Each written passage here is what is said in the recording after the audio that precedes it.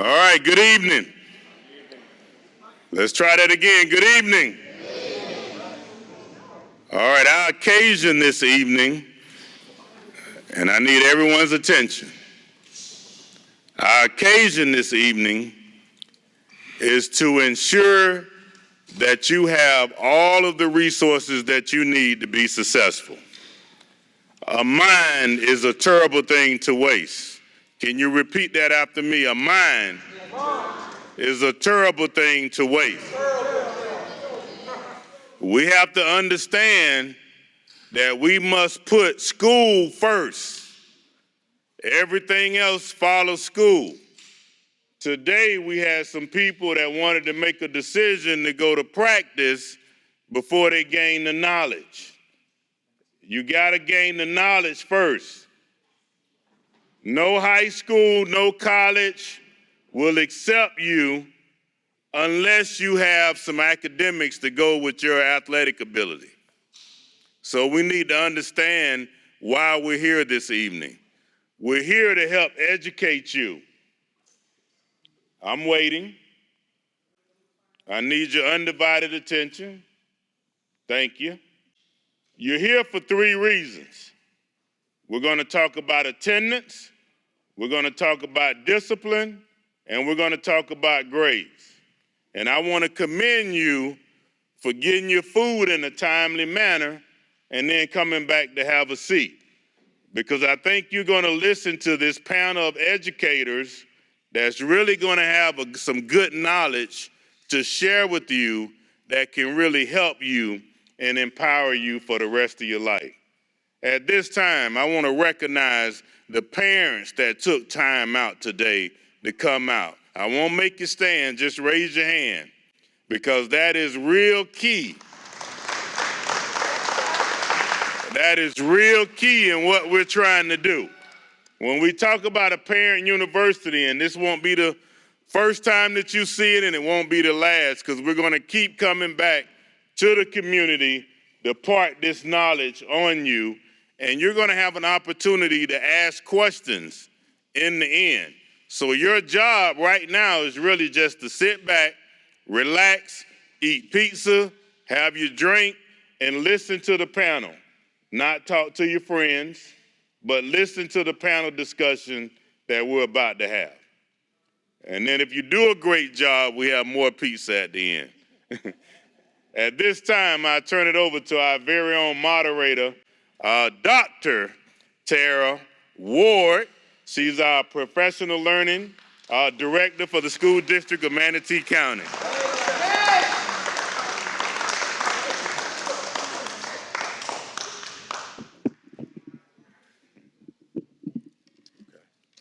All right. Good evening.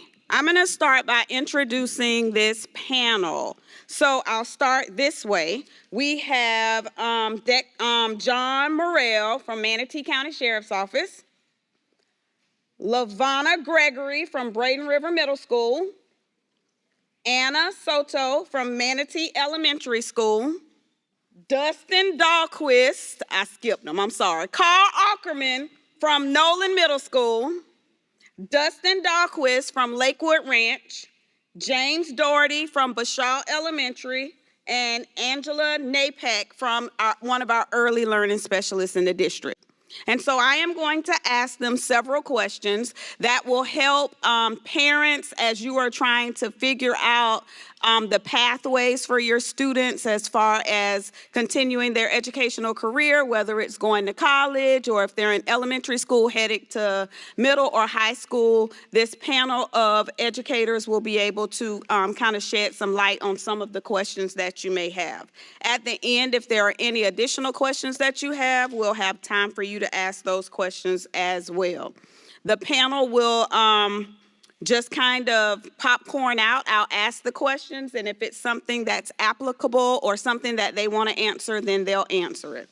So the first question is, what is the biggest factor that has helped you achieve success in life?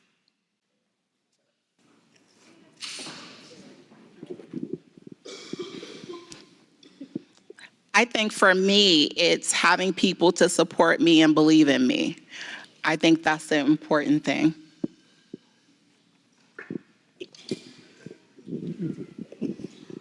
I consider myself a trustworthy person and committed to seeking the results I set for myself. My personal goal is to challenge myself and improve in my professional and my personal areas. And I strive to establish clear and firm communication with my students, parents, and coworkers.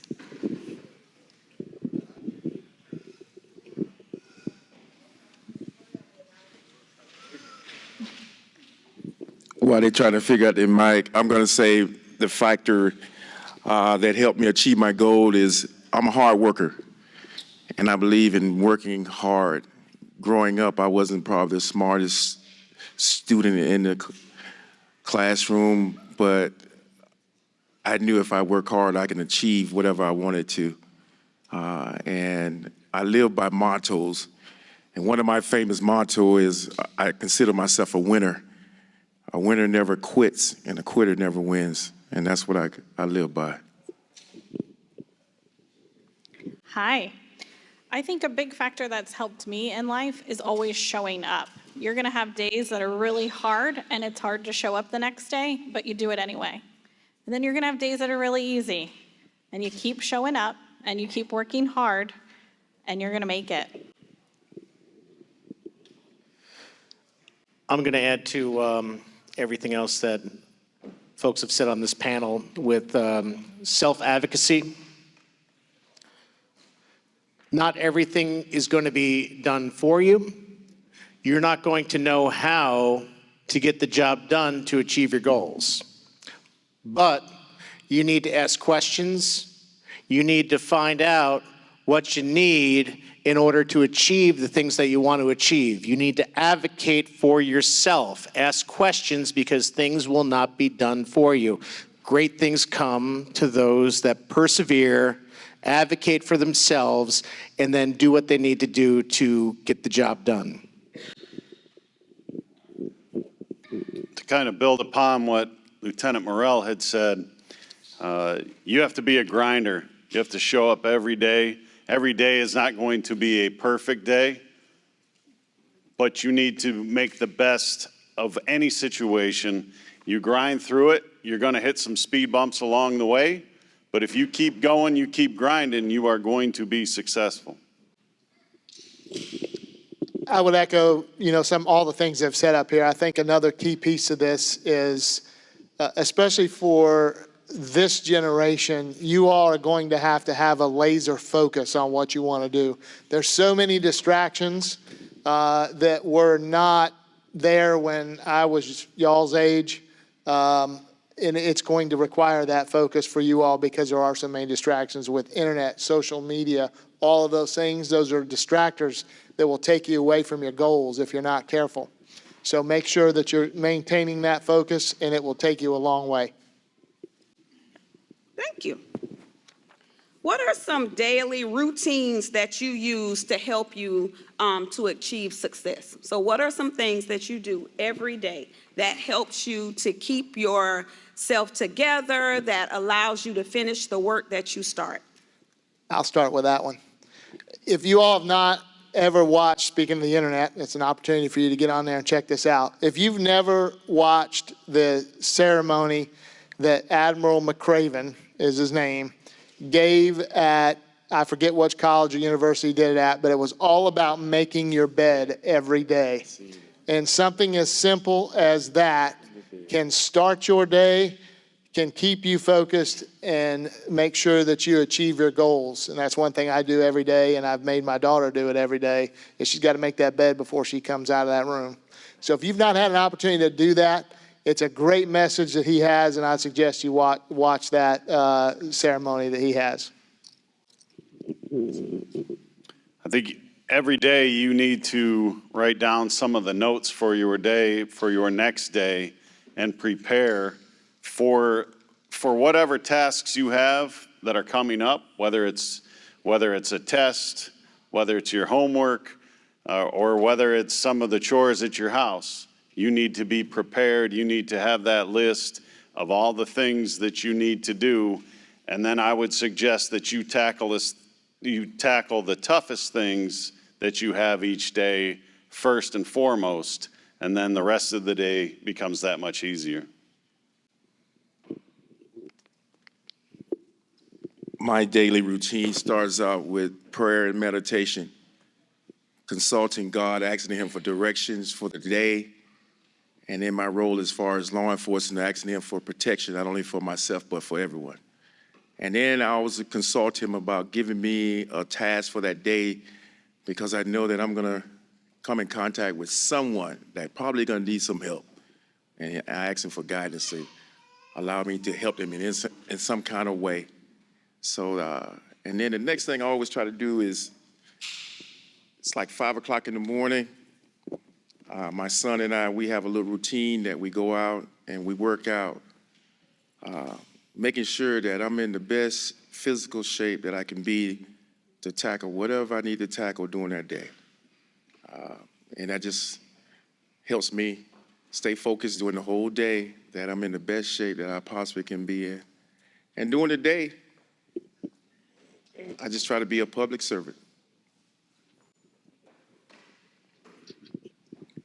My daily routine is I too pray in the morning. That sets the tone for my day. You also need to make sure that you have a good positive attitude, because if you set the tone with negativity, the rest of your day is going to be negative.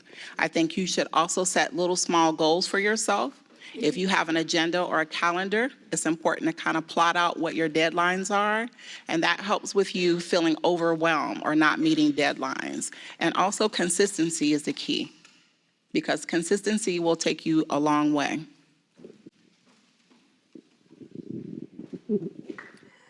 In my part, I just get up every single morning at 4 o'clock in the morning, get ready, have everything in case for eventualities during the day, and ask to God just for Him to give me the wisdom for this day. And walk just to guide what I need to tell my students every morning, telling them that they're special, they're unique, that they have a purpose here in the school, and that they're gonna have a good day. I mean, they're looking at you as an example. Let's see. I prepare myself mentally, socially, physically, and I take the time just to give a hug to one of the students because they need that. And the communication is always the key to have that day going, and for us just to get close to the students and the parents with the communication, for them to understand that we're there to teach them, to give them what they need every single day.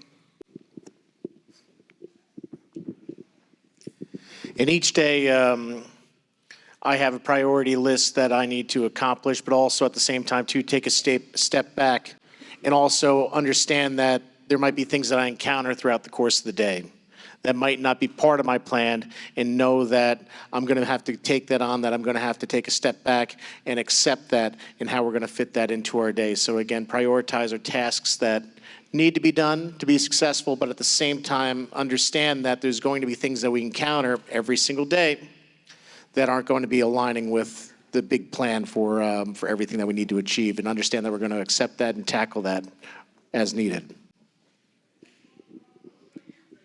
With a focus on tasks, I like to prioritize, like these principals have explained as well, but I also like to tackle the hardest thing first. Because if I can clear off the hardest thing first, it's gonna make the rest of my day seem like a breeze. And just like you kiddos when you're doing homework, if you don't really like math, do math homework first, and it'll be a breeze for the rest of your homework. My next question is about the qualities that you look for in a leader. And it doesn't matter whether it's elementary school, middle school, or high school, there are student leaders on campuses, whether it's safety patrol, whether it's captain of the football team or the basketball team or student council or ambassadors. So what qualities do you look for in a leader?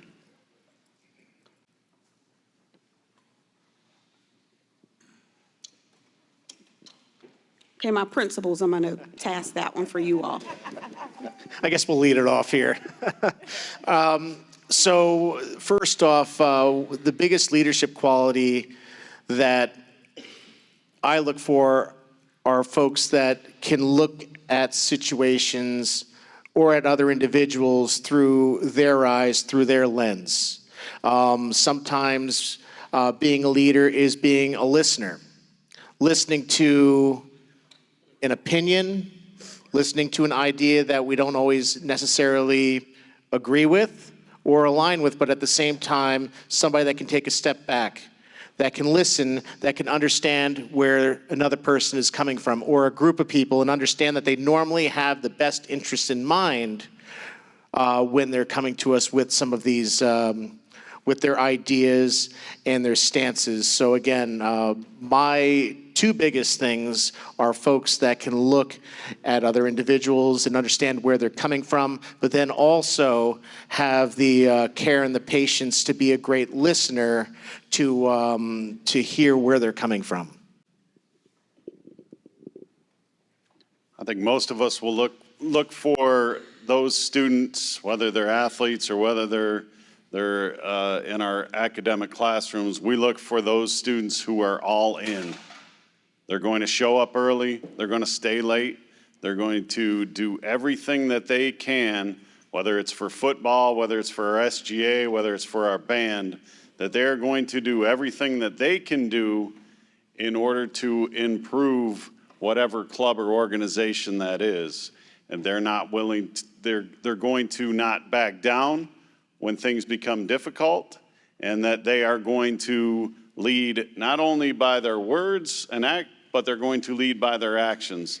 That is the most important thing, the things that they show to the rest of the student body and the leadership qualities that they will then exhibit. Yeah, I would just add resiliency.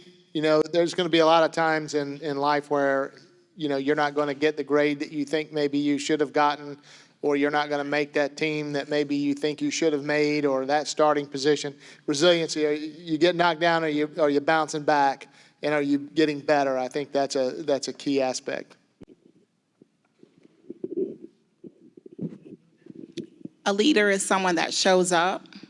They can advocate for themselves and others. They can work hard, they're dedicated, and I agree, your behaviors have to match your words.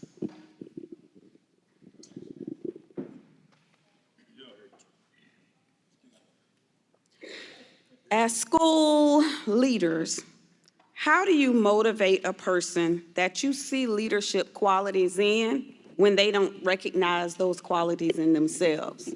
How do you uplift that student who wants to follow the crowd instead of standing on their own 2 feet and doing what is right?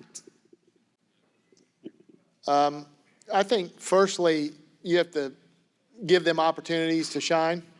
And once they get a little bit of that success, I think that kind of fosters inside. And gaining those experiences, you get a little more confident every time. And I think building someone up as opposed to tearing them down is very important. So I always look to give experiences for potential leaders so that they can see success within themselves.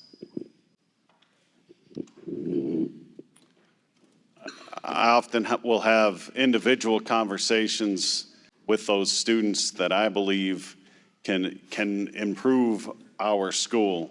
There's some leaders over here in this group. They may not necessarily think it here at this point in time, but there are people who are paying attention to what's going on up here in this stage, and I can definitely see some leadership amongst the younger group.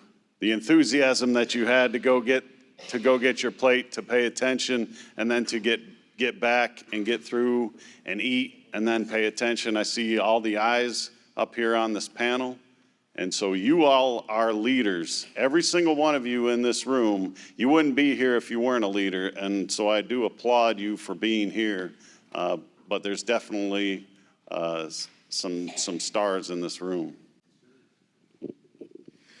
And I'm going to add to that as well, and that's the one piece is you never know what people really think of you and who really looks up to you. And just know that if you are that person that has influence one way or another, it might be a big group of friends. It might be that you're the star athlete. It might be that you're the best artist, the best musician. You never know who's looking up for you. And the thing is, if you've got a gift, just know that you're always on stage. You don't know who you're influencing. And that's the one big piece, is that you never know who's watching you and who wants to imitate and be just like you. So the same thing here, you're always on stage. And the big thing is make sure that you're always setting the best example for your peers, for your friends at school, because you just don't know who's going to be making decisions in the future based off of the way that you're putting yourself out there at school, out in the community, or anywhere else.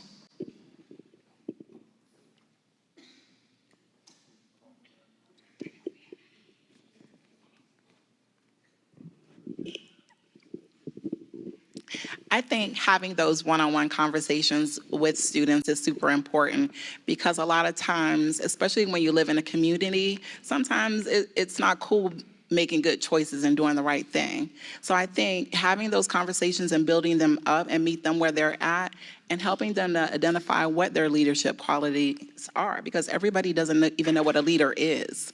So I agree with what the principals were saying, is that you never know who's watching. And I think the simplest things is, if you're making a good choice or a bad choice, you're leading and somebody's leading you. So I think it's more so just meeting kids where they're at.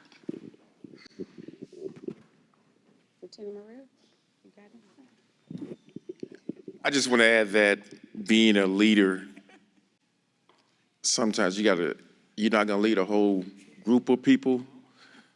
Sometimes you got to just look back and see that you may have one or two people that really is following behind you, but don't start being a leader. And if you're being a right leader and a good leader, that's what makes the impact.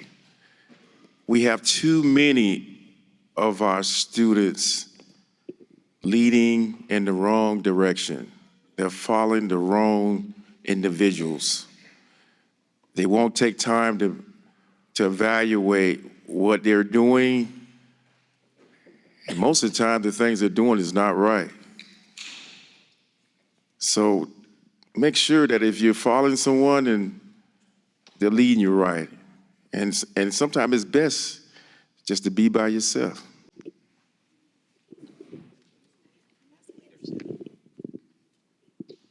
And I just want to add that there's a word that says impossible. When you divide that word, it says, I am possible. So that means that you can make it happen if you want to take the right choice. You look for help. You look for orientation. You look for that person. And let me tell you, it will happen. You will open that door, and somebody's going to be at the end waiting for you and giving you the opportunity to become someone. Who has been a mentor or role model for you, and why?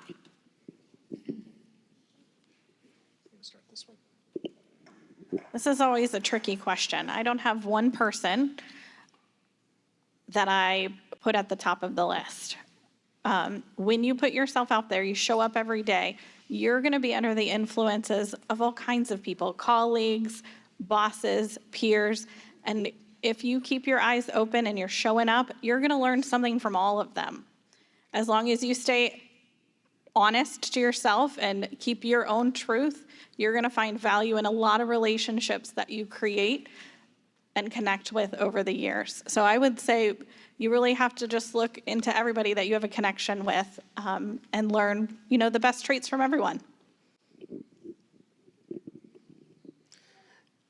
Yeah, like Ms. Napick said, this is kind of a little bit of a twisted question, because there's a lot of role models. There's people that I look up to professionally. There's people that I look up to within my family. There's people that even I look up to that are professional sports stars that have a great work ethic and all of that. But I'm going to kind of just lean in and just talk a little bit about my family and my mother and my father. Those are the two folks that instilled in me, you know, the hard work ethic and all of that. But even above that, the one thing that they always told me is taking care of other people. That is the most important thing that I've learned from my family, and really, quite frankly, the one thing I stress every single day when I talk to the students on the morning news show. I see some Bashaw Bobcats in here right now, and we always finish with, you take care of yourself, because that's important. You got to be healthy, you got to be of the right mindset, and if you're not, you need to talk to one of the adults so that we can help you with that. You need to take care of each other, because our community would be absolutely awful. My school community, our community out there would be awful if we treated each other terribly. And then, of course, we always take care of our staff, too.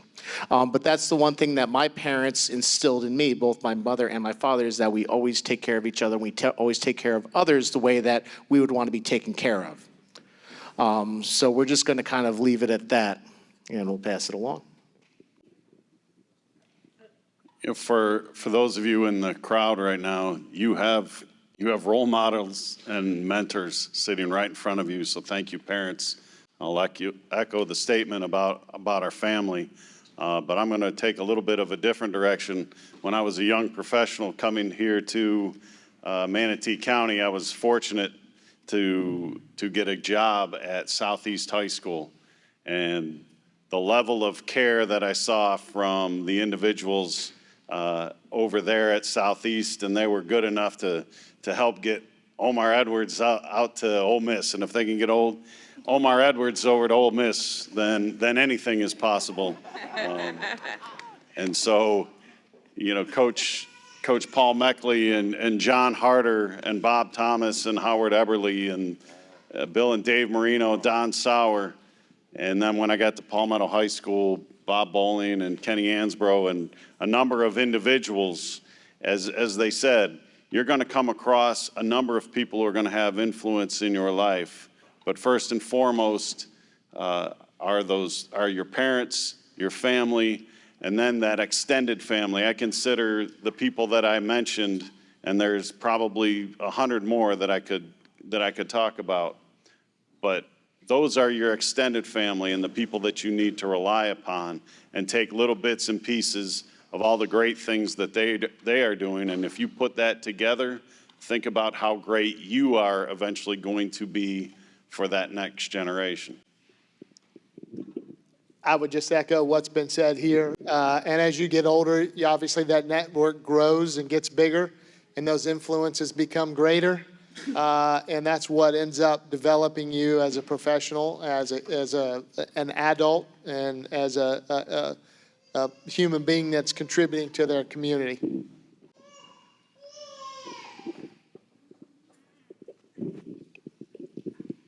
I'll piggyback on what you guys said. Actually, I have a lot of family members that are educators, and they've definitely instilled that mentorship in me, encouraging me to believe in myself, and I can do anything with God. It's possible. I also want to recognize from middle school, I still have a teacher that's a mentor, and she opened my eyes up to the world of education and definitely taught me that I can believe in myself and I can be anything that I want to be.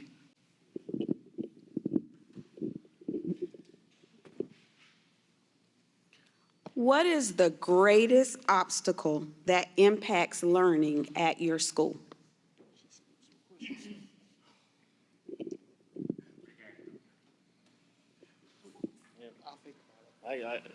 Yeah, well, I'm going to tell you right now.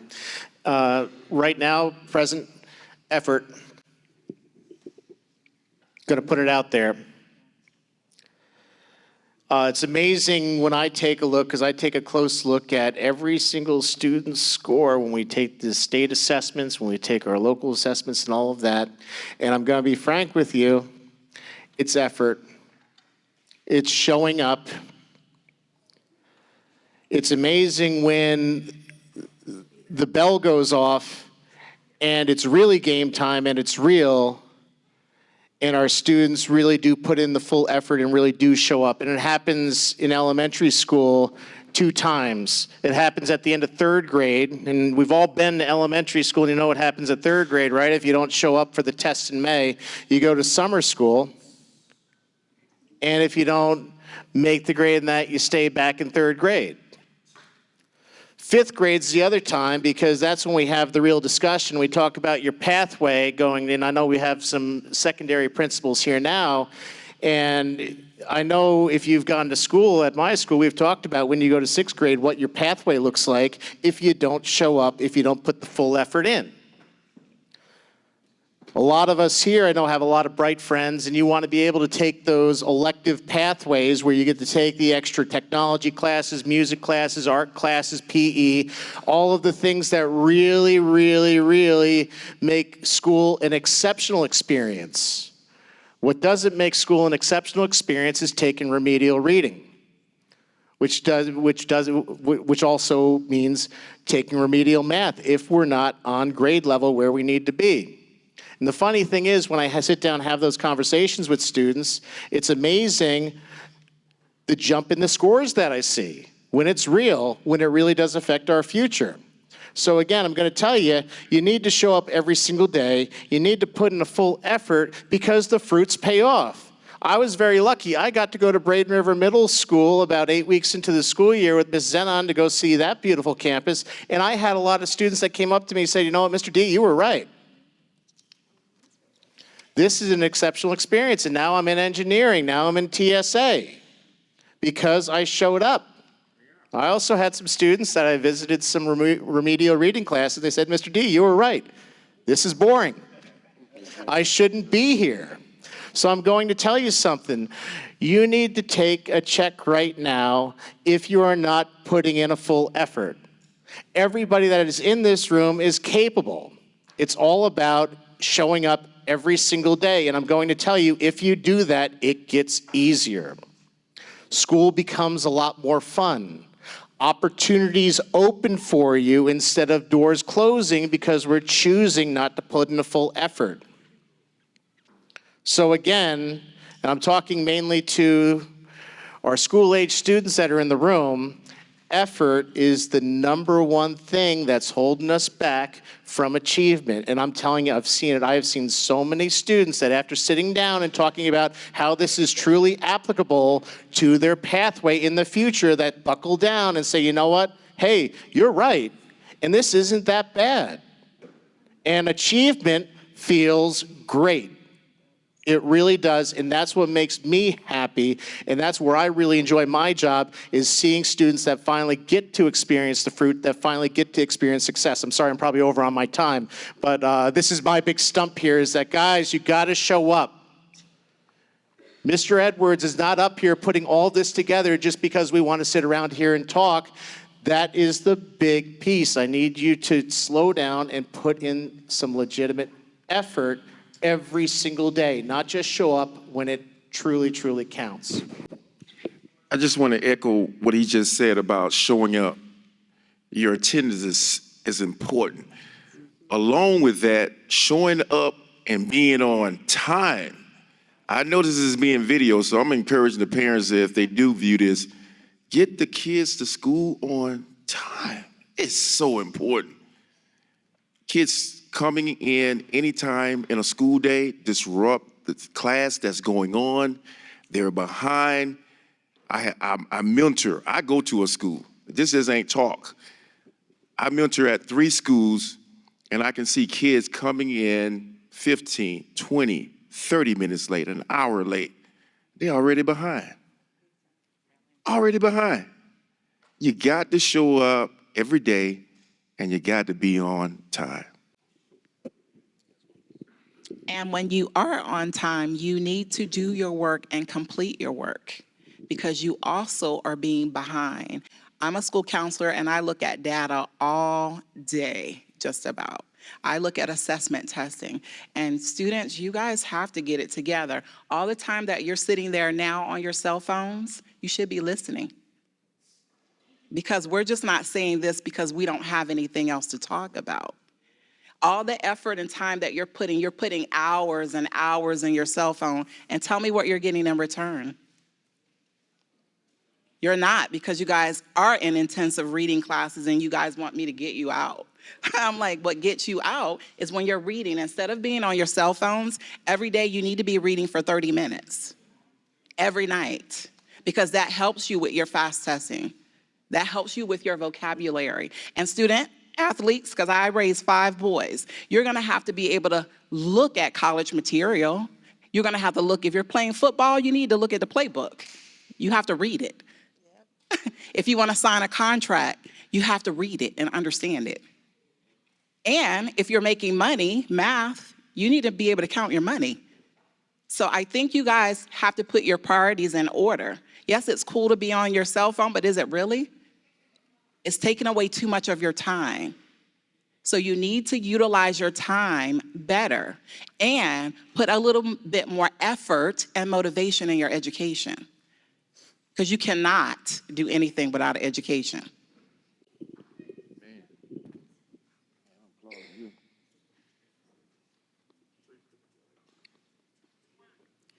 What is the most beneficial contribution that parents can make on your campus?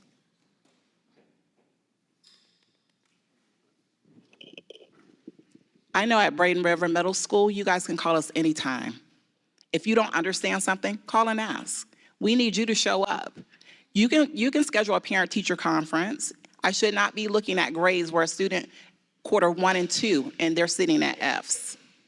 The door is always open. And don't feel uncomfortable. If it's something that you don't understand, just ask. That's the same thing that we're teaching our students. If you don't know, just ask. But it also takes a village, for real. So we're here to support you, but you have to be able to ask us. So we need your support, and that does start with attendance. They need to be on time. And they need to go to bed on time. And they need to do their homework. So it takes all of us, not just you. We're all in this together. I think as parents, you need to take advantage of us.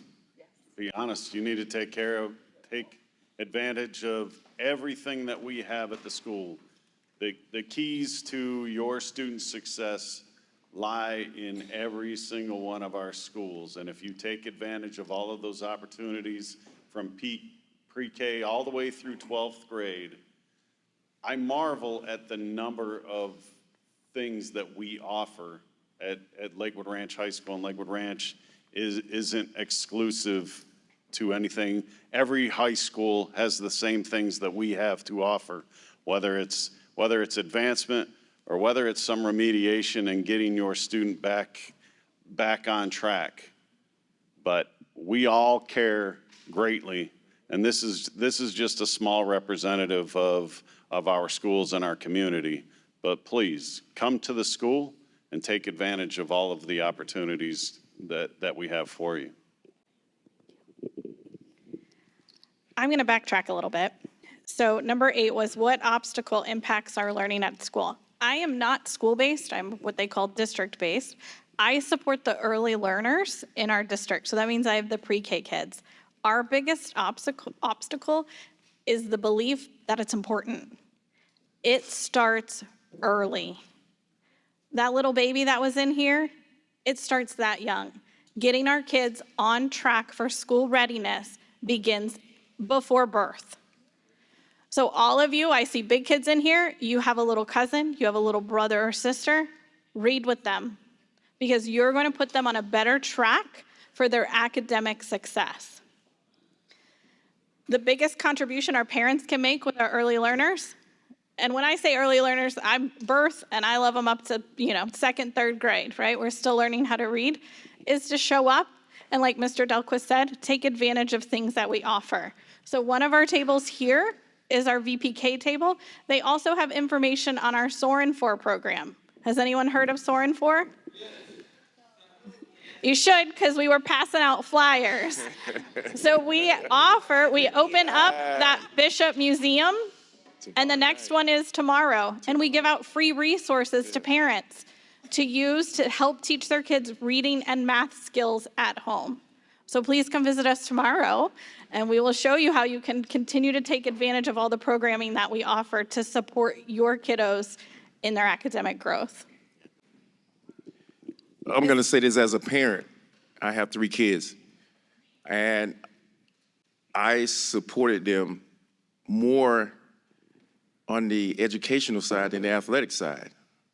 I have 2 boys and 1 daughter, and they all 3 was athletes. But they knew that when it came down to grades, I took it real serious. I didn't care how many points my son scored in basketball. He knew I was checking grades. I'm gonna stay on top of the grades. Parent conference, I'm there. I'm gonna build a relationship with the teacher. So if one of them is struggling, we're gonna work together. We're gonna do whatever it takes so they can have success in the classroom. And it goes over to the playing field. If they feel like I'm doing what I'm supposed to do in the classroom, I can relax, have a good game, I can go run track, get a good time. We supported them with everything that they did. And I want to encourage the parents, go build a relationship with the teachers. Find out what your child is actually doing in the classroom. Really, it's important. And build that relationship. And then the student knows, okay, this thing is important now. Homework. You say you ain't got no homework? That's not what the teacher told me. Oh, go find out. Yeah, you got a report that's due 2 weeks from now. Have you started it yet? Find out. They'll share that information with you. All you got to do is ask.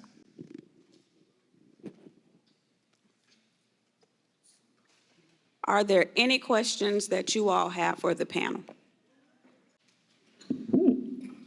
Hi, everybody. Thank you all for being here tonight and answering these questions. I do have a question. So if I'm a parent and I have my child at home, what can I do to best support them at home so that when they get to school, they can be really great students with you all? Read every day. Open up a book and read 30 minutes to your kiddo.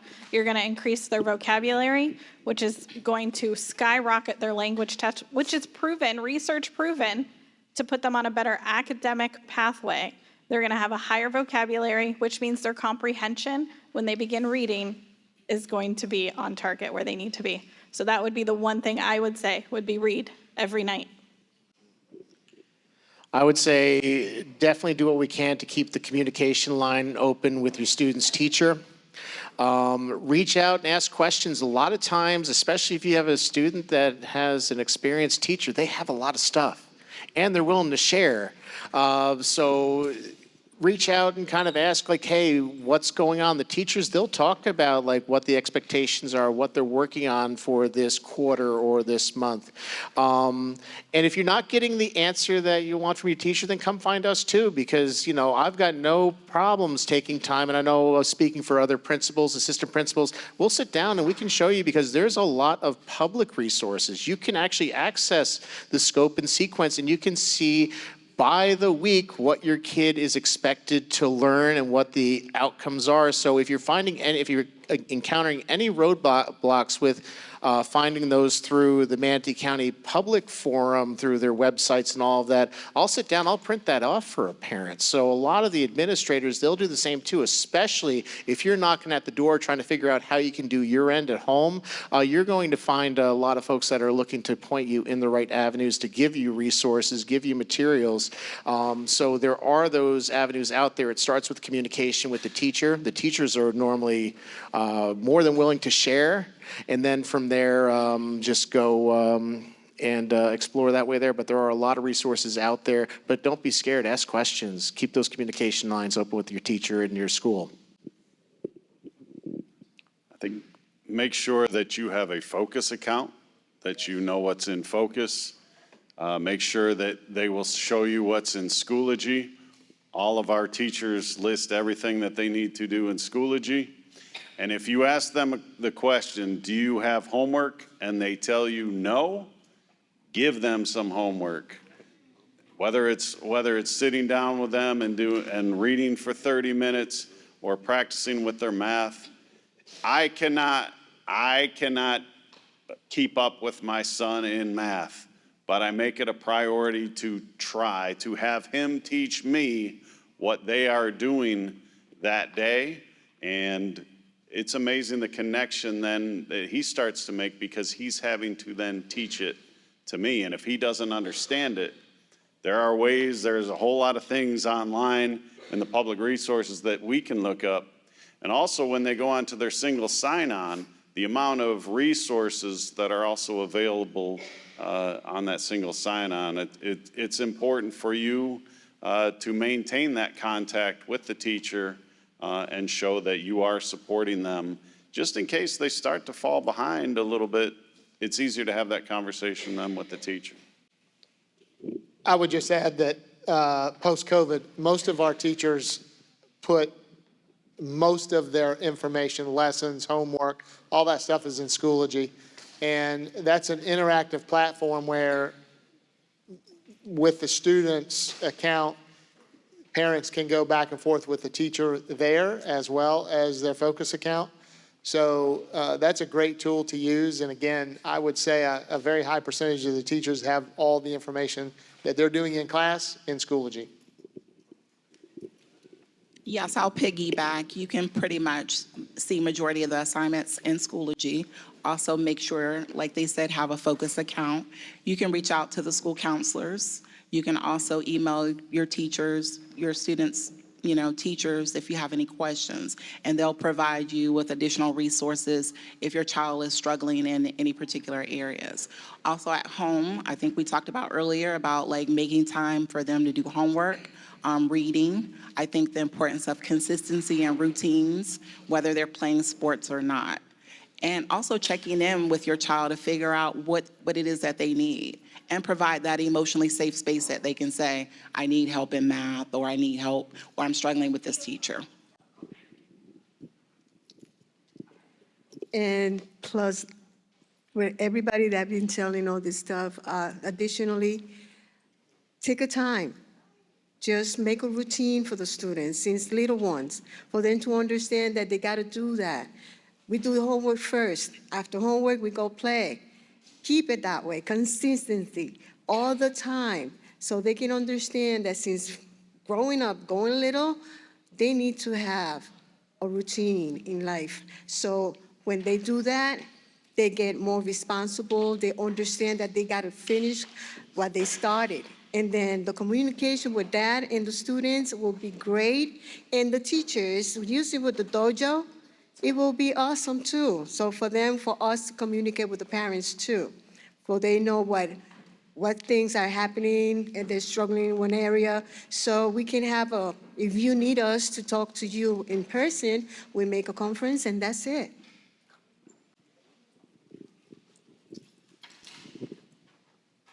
Mr. Edwards? Let's give the panel a round of applause.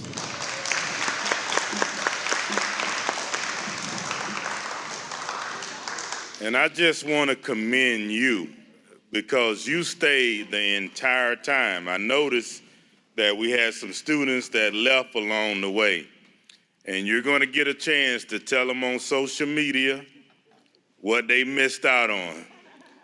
Because we have a real treat for you that only the ones that stayed get to really know about it.